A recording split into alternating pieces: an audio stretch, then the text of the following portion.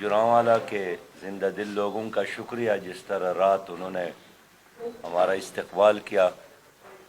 اور ایک بڑے جلسے کے ذریعے پوری قوم کو ایک پیغام بھی دیا کہ اب گجرانوالا میں بھی تبدیلی آنے والی ہے اور پورے ملک میں بھی۔ بہت ہی پیارے بھائیو، پاکستان ہم سب کا ہے اور یہ ہمارا گھر ہے۔ اگر اس گھر میں خوشحالی ہو، اس گھر میں روشنی ہو، اس گھر میں امن ہو، اس گھر میں لوگوں کے لیے رزق حلال کے دروازے کھلے ہو تو ہم بھی خوش ہوں گے اور اس گھر میں رہنے والے 23 کروڑ عوام بھی خوش ہوں گے۔ لیکن اگر اس گھر ہی میں فساد ہو اور گھر میں آگ لگی ہو اور گھر میں اندھیرے ہو، غربت ہو، مہنگائی ہو، بے روزگاری ہو اور سب لوگ آپس میں دست گریبان ہو تو جو کونے میں بیٹھا ہے وہ بھی جل جائے گا، جو دروازے پہ کھڑا ہے وہ بھی جل جائے گا۔ اس لیے عقل کا یہی تقاضا ہے کہ اگر گھر میں آگ لگی ہو تو پھر آنکھوں میں سرما لگانا، کپڑے استری کرنا اور خوشبو کے لیے جستجو کرنے کی بجائے پہلا کام یہ ہے کہ آگ کو بجھانے کا انتظام کرے۔ اس وقت آگ بالکل لگی ہے، بدامنی ایک طرف، معاشی بدحالی دوسرے طرف، اور اس سے بھی آگے خراب بات یہ ہے کہ جن لوگوں کو ہم نے گھر کا چوکیدار بنایا ہے اور لیڈ کر رہا ہے ان کو احساس بھی نہیں ہے کہ گھر کے اندر کیا کچھ ہو رہا ہے۔ ایک چینی فلاسفر ہے کنفیوشس، اس سے کسی نے پوچھا کہ اگر ایک قوم کے پاس معیشت ہو اور انصاف ہو اور دفاع ہو اور مجبور ہو جائے کہ ان میں سے کوئی ایک چیز کو چھوڑنا پڑے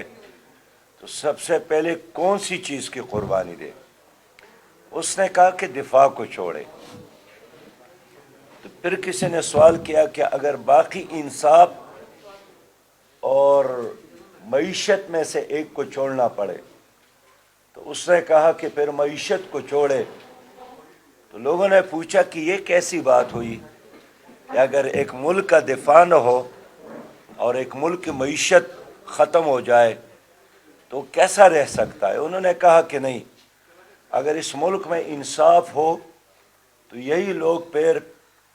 پیٹ پر پتھر باندھ کر ملک کا دفاع بھی کریں گے اور پھر آپس میں مل جل کر معیشت کو بھی بہتر بنائیں گے۔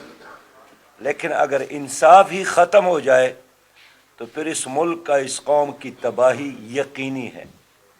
آج آپ کے ملک میں معیشت بھی خراب ہو گئی ہے اور دفاع کے بارے میں آپ جانتے ہیں کہ کبھی پشاور میں اور کبھی بلوچستان میں روز لاشیں گرتی ہیں، مساجد بھی محفوظ نہیں ہے، اور اس سے بھی آگے بات یہ ہے کہ ہمارے اداروں پر لوگوں کا اعتماد ختم ہوا، نہ عدلیہ پر لوگوں کا اعتماد رہا، نہ احتساب کے اداروں پر لوگوں کا اعتماد رہا، جو سیکیورٹی کے ادارے ہیں نہ اس پر لوگوں کا اعتماد رہا، نہ سیاسی قیادت پر اعتماد رہا، اور اس وقت ایک افراتفری ہے اور اندھیر نگری ہے اور چوپٹ راج ہے۔ تو اس حالت میں پریس کانفرنس کی بجائے آپ سے شیئر کرنا چاہتا ہوں کہ کرنا کیا چاہیے۔ رپورٹنگ کرنا صرف، یا لاشوں کو گننا کتنے لاشیں آج گر گئی اور آج، میں اس لیے چاہتا ہوں کہ ایک زندہ قوم کی حیثیت سے ہمیں اپنی اس گھر کو بچانا ہے، اس گھر کو بجھانا، اس آگ کو بجھانا ہے اور لوگوں کو منظم کر کے آئندہ نسلوں کے لیے حفاظت کرنا ہے اس پاکستان کا۔ میرے بہت ہی پیارے بھائیوں، بین الاقوامی سطح پر ایک اچھی حکمرانی کی جتنی بھی انڈیکیٹرز ہوتے ہیں اور آپ ان انڈیکیٹر کی بنیاد پر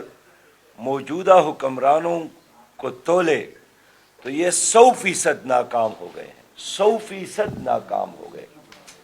ایک مسلمان کی حیثیت سے بھی اگر ہم سوچتے ہیں کہ حضور صلی اللہ علیہ وسلم سے کسی نے پوچھا کہ منافق کی کیا نشانیاں ہیں، انہوں نے جو 3 نشانیاں بتائی ہے کہ جب بات کرتا ہے وہ جھوٹ بولتا ہے، جب وعدہ کرتا ہے خلاف ورزی کرتا ہے، جب ان کے ساتھ امانت رکھا جائے تو خیانت کرتا ہے،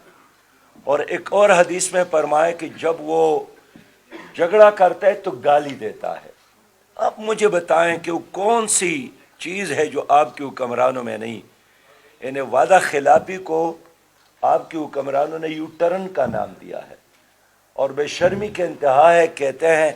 کہ جو جتنا بڑا لیڈر ہوتا ہے اتنا ہی بڑا یو ٹرن لیتا ہے۔ جھوٹ بولنا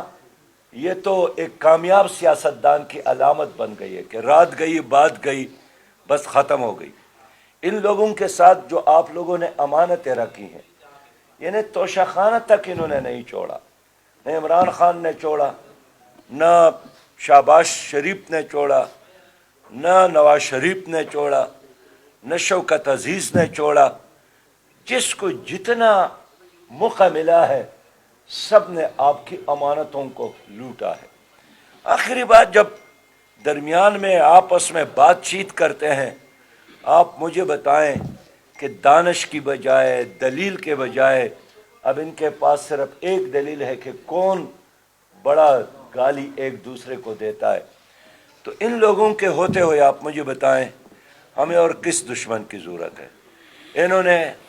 آپ کا بہترین ادارہ تھا، ایک ایسا ادارہ جس نے دنیا کی دوسرے اداروں کو سکھایا، وہ آپ کا PIA تھا، وہ آج خسارے میں ہے۔ یہ قطر ایئر لائنز کو آپ کے ادارے PIA نے ٹرین کیا تھا، امارات ایئر لائنز کو آپ کے ادارے PIA نے ٹرین کیا تھا، لیکن آج قطر ایئر لائن کا، امارات ایئر لائن کا ہواؤں پر حکمرانی ہے، اور آپ کی PIA اب بہت سارے ممالک میں بند ہو گئے، اور شاید آخری چند جہاز 28 رہ گئے۔ آپ کا ریلوے، جس میں ان لوگوں کا کوئی کارنامہ نہیں ہے، انگریزوں نے بنایا تھا، اور انہوں نے ریلوے لائن جوب تک پہنچایا، درگئی تک پہنچایا تھا، لوریلائی تک پہنچایا تھا، اور آپ کا یہ جو پشاور سے آگے تورخم تک پہنچایا تھا۔ اب وہ ریلوے پٹلی ختم ہو گئی، یہ کہا گئے، اور وہی لوہا نکال کر انہوں نے اپنے کارخانوں میں استعمال کیا اور بیچا۔ حال یہ ہے کہ غریبوں کی سواری ہے،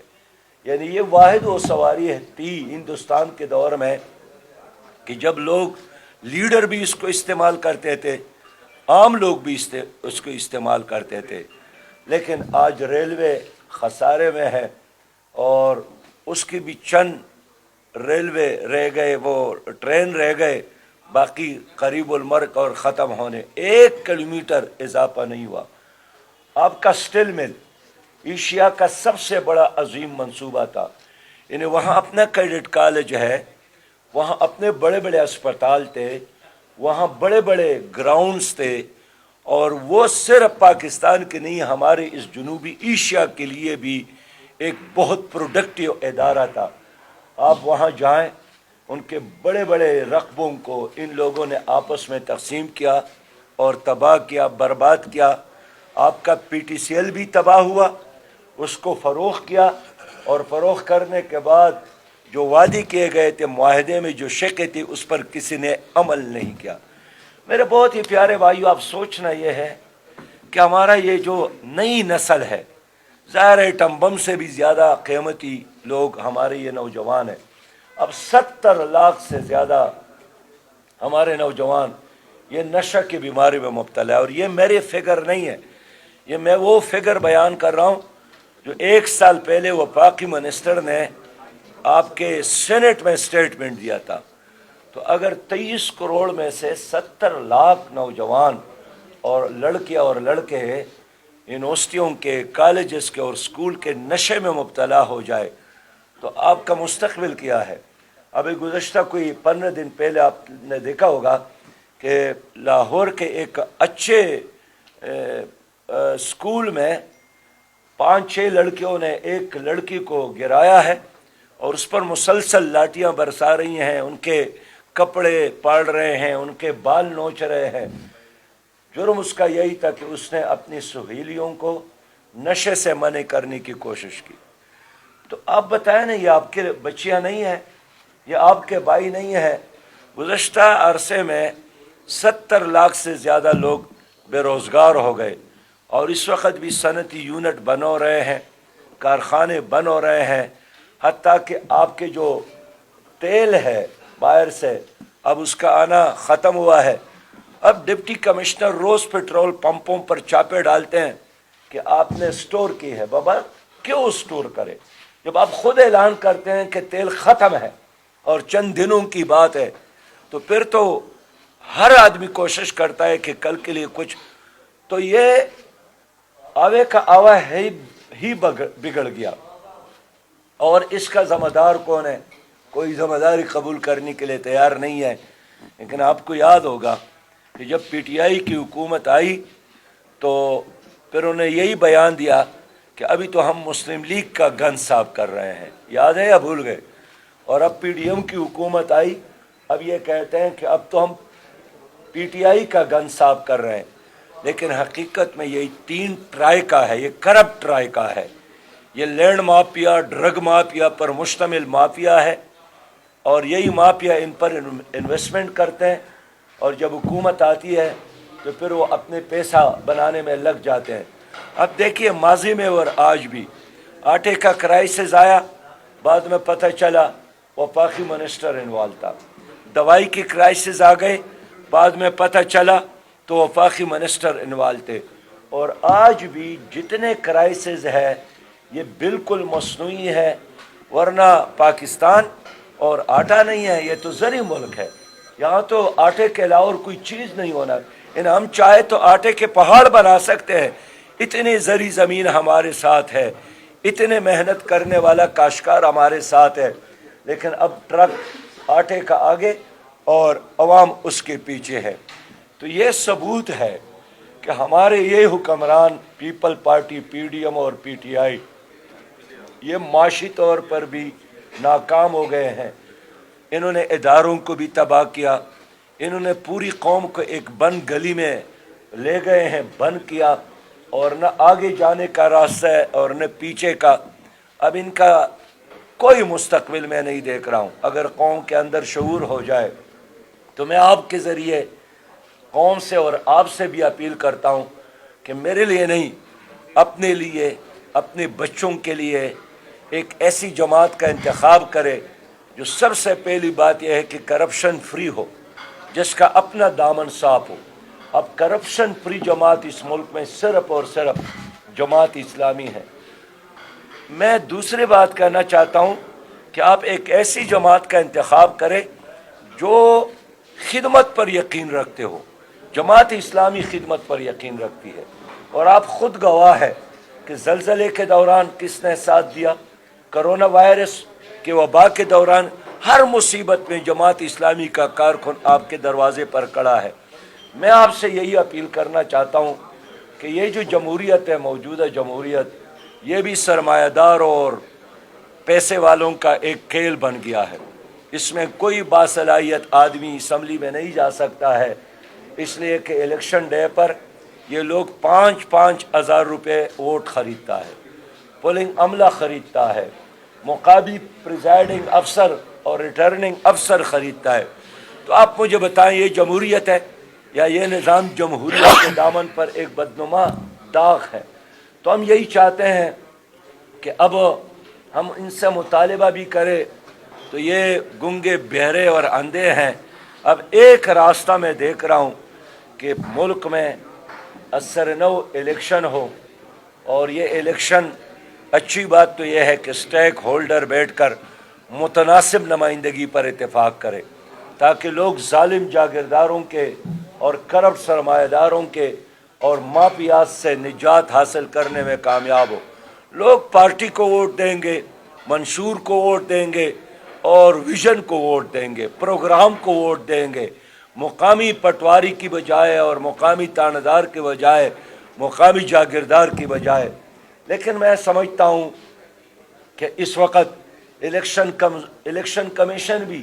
بہت کمزور ہے، اور ان کے ساتھ نہ اپنا عملہ ہے، نہ ان کے ساتھ اپنا پیسہ ہے، اور الیکشن کے دوران وہ ادھر ادھر کے لوگوں کو پکڑ کر الیکشن کا اہتمام تو کرتے ہیں، لیکن جس کی حکومت ہے یہ سب کے سب ان کے لوگ ہیں۔ اب دیکھیں انڈیا میں الیکشن کمیشن کتنا تکڑا ہے، مالی لحاظ سے بھی اور اپرادھی قوت کے لحاظ سے بھی۔ ہم چاہتے ہیں کہ جس طرح سپریم کورٹ مالی اور انتظامی لحاظ سے آزاد ہے، اسی طرح آپ کا الیکشن کمیشن بھی آزاد ہو۔ الیکشن کمیشن کو پہلے آزاد کرے، تب ایک شفاف الیکشن کا ہونا یقینی ہو جائے گا۔ اس وقت ہائی کورٹ کے فیصلے اپنی جگہ پر، الیکشن کمیشن کے فیصلے اپنی جگہ پر، لیکن میں سمجھتا ہوں کہ پاکستان ایک وفاق ہے، اور اس میں دو صوبوں میں ایک بار، دو صوبوں میں دوسرے بار ضمنی الیکشن، قومی اسمبلی کی 30 حلقے ایک بار اور 40 دوسرے بار، اس سے کوئی فائدہ نہیں ہوگا، اس سے پولرائزیشن میں مزید اضافہ ہوگا۔ اور جب خود الیکشن کمیشن کا اعتراف ہے کہ الیکشن پر 72 ارب سے زیادہ خرچ آتا ہے، اور اب خزانہ بھی کہتا ہے کہ خالی ہے، اور عدلیہ بھی کہتے ہیں کہ ہمارے ساتھ دینے کے لیے لوگ نہیں ہیں، تو علاج کیا ہے؟ جماعت اسلامی سمجھتی ہے کہ ایک جنرل الیکشن کا انعقاد اس وقت مسائل کا علاج ہے، اور ہم یہی چاہتے ہیں کہ جتنے بھی سٹیک ہولڈر ہیں وہ آپس میں بیٹھ کر الیکشن کے نظام پر اور شفاف الیکشن کے سسٹم پر اتفاق کریں۔